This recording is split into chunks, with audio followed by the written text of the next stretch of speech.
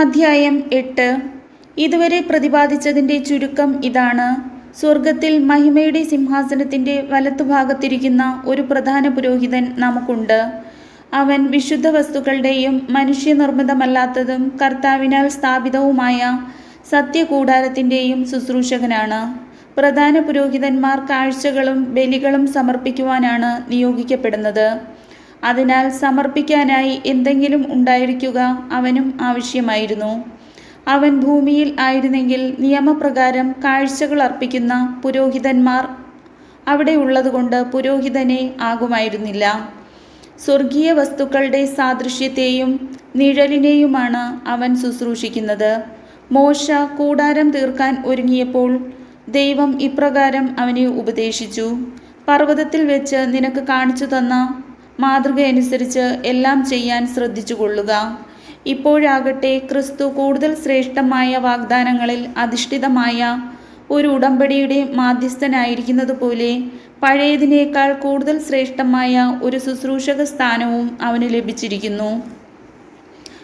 ആദ്യത്തെ ഉടമ്പടി കുറ്റമറ്റതായിരുന്നെങ്കിൽ രണ്ടാമതൊന്നിന് അവസരമുണ്ടാകുമായിരുന്നില്ല. അവിടുന്ന് അവരെ കുറ്റപ്പെടുത്തിക്കൊണ്ട് അരുളി ചെയ്യുന്നു: കർത്താവ് അരുളി ചെയ്യുന്നു, ഇസ്രായേൽ കുടുംബവും യൂദാ കുടുംബവുമായി ഞാൻ ഒരു പുതിയ ഉടമ്പടി സ്ഥാപിക്കുന്ന ദിവസങ്ങൾ വരുന്നു.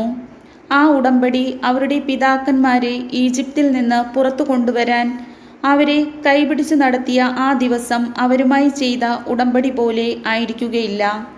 എന്തെന്നാൽ കർത്താവ് അരുളി ചെയ്യുന്നു, അവർ എൻ്റെ ഉടമ്പടിയിൽ ഉറച്ചു നിന്നില്ല, അതുകൊണ്ട് ഞാനും അവരെ ശ്രദ്ധിച്ചില്ല. കർത്താവ് അരുളി ചെയ്യുന്നു, ആ ദിവസങ്ങൾക്കു ശേഷം ഇസ്രായേൽ ഭവനവുമായി ഞാൻ ചെയ്യുന്ന ഉടമ്പടി ഇതാണ്: എൻ്റെ നിയമങ്ങൾ അവരുടെ മനസ്സിൽ ഞാൻ സ്ഥാപിക്കും, അവരുടെ ഹൃദയത്തിൽ ഞാൻ അവ ആലേഖനം ചെയ്യും. ഞാൻ അവർക്ക് ദൈവമായിരിക്കും, അവർ എനിക്ക് ജനവും. ആരും തൻ്റെ സഹപൗരനെയോ സഹോദരനെയോ കർത്താവിനെ അറിയുക എന്ന് പറഞ്ഞു പഠിപ്പിക്കേണ്ടതില്ല. എന്തെന്നാൽ അവരിലെ ഏറ്റവും ചെറിയവൻ മുതൽ ഏറ്റവും വലിയവൻ വരെ എല്ലാവരും എന്നെ അറിയും. അവരുടെ അനീതികളുടെ നേർക്ക് ഞാൻ കരുണയുള്ളവനായിരിക്കും, അവരുടെ പാപങ്ങൾ ഞാൻ ഒരിക്കലും ഓർക്കുകയുമില്ല. പുതിയ ഒരു ഉടമ്പടിയെപ്പറ്റി പറയുന്നത് കൊണ്ട് ആദ്യത്തേതിനെ അവൻ കാലഹരണപ്പെടുത്തിയിരിക്കുന്നു. കാലഹരണപ്പെട്ടതും പഴക്കം ചെന്നതുമാകട്ടെ അപ്രത്യക്ഷമായിക്കൊണ്ടിരിക്കുന്നു. കർത്താവിൻ്റെ വചനം.